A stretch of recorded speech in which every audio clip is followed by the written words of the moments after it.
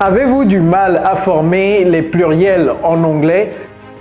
Si vous êtes dans ce cas, ce n'est pas de votre faute. C'est parce qu'en anglais, il y a beaucoup de règles qui régissent les pluriels. Prenons le cas du français.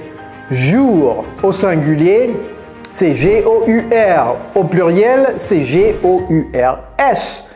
Ville au singulier, V-I-L-L-E. Au pluriel, V-I-L-L-E-S. Pied, c'est P-I-E-D. Au pluriel, P-I-E-D-S. Mais en anglais, ce n'est pas du tout le cas. Donc, nous allons démystifier les pluriels en anglais tout à l'heure. Prenez vos carnets de notes, nous allons apprendre énormément.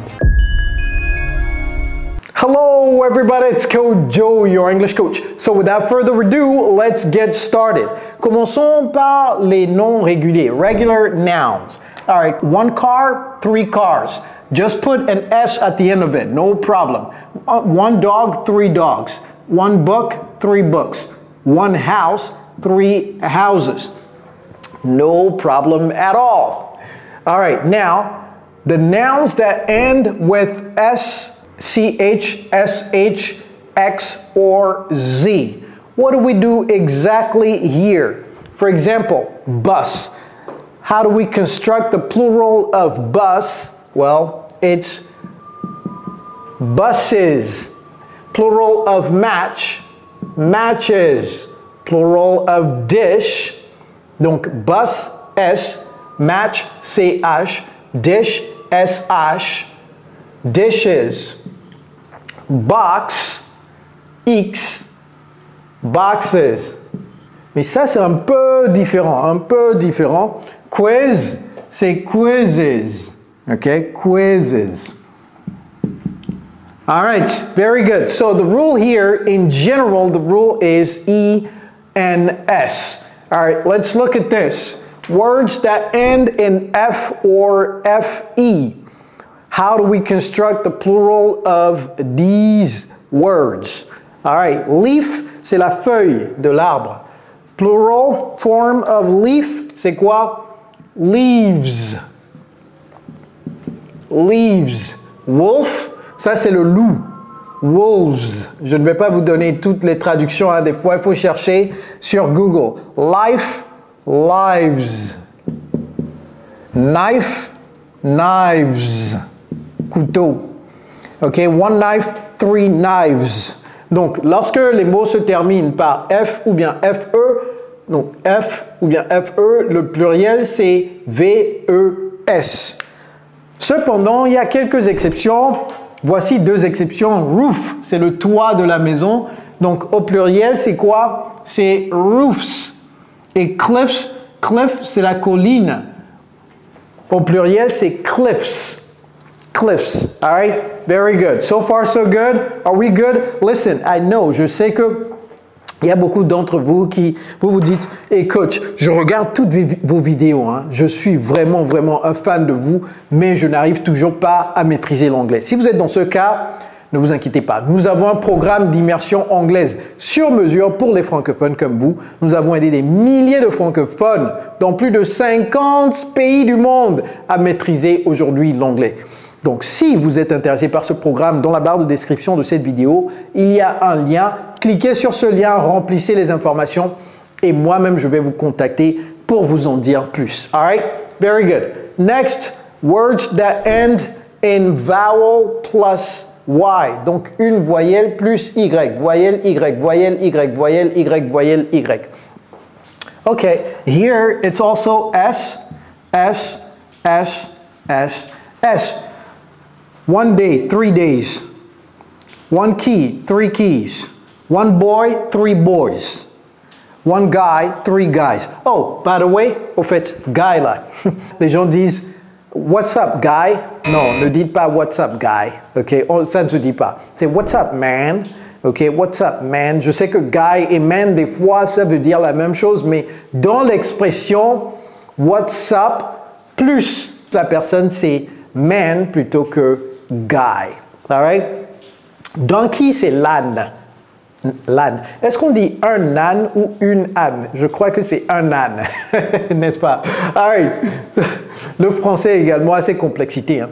OK, so, Words that end in consonant plus Y. Pourquoi j'ai mis vowel plus Y? C'est parce que je veux contraster ça avec ça. Parce que vous pouvez dire, mais coach, donc c'est regular noun également, n'est-ce pas? Mais je voulais contraster ça avec, donc voyelle plus Y, mais ici c'est consonne plus Y. C'est traité différemment. Ok? Consonne T plus Y, consonne B plus Y, consonne R plus Y, consonne T plus Y, consonne R plus... Ok, donc c'est traité complètement différemment. C'est ce que je disais tout à l'heure dans l'intro. Une ville, c'est V-I-L-L-E en français, pour le singulier, la forme singulière. Et la forme plurielle, c'est V-I-L-L-E-S, mais en anglais, ce n'est pas le cas. One city, two cities. Et vous voyez comment je prononce le T, je n'ai pas dit cities, j'ai dit cities. Si vous n'avez pas encore regardé ma vidéo sur les 4 T américains, les Américains adorent utiliser les T de façon différente. Allez regarder cette vidéo pour comprendre ce dont je parle. Donc ici, c'est cities, cities. One baby, vous savez tous ce que c'est que baby, n'est-ce pas? 2, 3, 4, 5, 6 babies. One story, 3 stories. One party, j'ai pas dit party, hein? C'est one party, 3 parties. Okay, one country, j'ai pas dit country, j'ai dit country. One country, 3 countries. Donc ici, c'est quoi? C'est I-E-S. Prenez des captures écran rapidement. All right, so far so good. Beautiful. Dans l'intro, j'ai dit quoi? Pied, c'est P-I-E-D. Au singulier, au pluriel, c'est P-I-E-D-S en français, n'est-ce pas? En anglais, c'est pas du tout le cas. On va donc commencer par là. Foot, c'est le pied. Au pluriel, c'est donc ça, c'est les irregular nouns. Ils ne sont pas réguliers. Ça, c'est regular. Ça, c'est irregular. Ça veut dire que le pluriel est complètement différent. Ça ne suit pas de règles. Donc, pied, un pied, 3 pieds.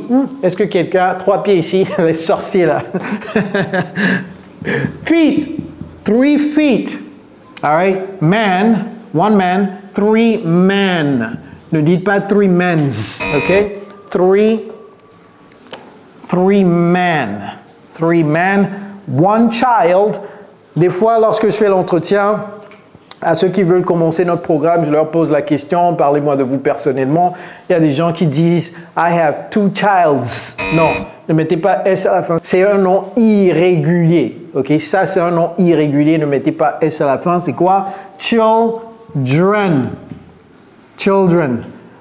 1 tooth. Vous aimez mes dents? 1 tooth. 3 teeth. Teeth. OK? Et vous voyez comment j'ai prononcé ça? Je vais le refaire tout de suite. Teeth. Teeth. OK? 1 mouse. Mouse, c'est quoi? Il y a des gens qui ont des souris dans leur maison. Hey, je ne me moque pas de vous. OK? Je dis, si vous avez des souris dans votre maison, il faut... Vous savez, quand on était enfant là, il y avait des pièges pour les souris. Et j'ai la nostalgie de mon enfance, quoi.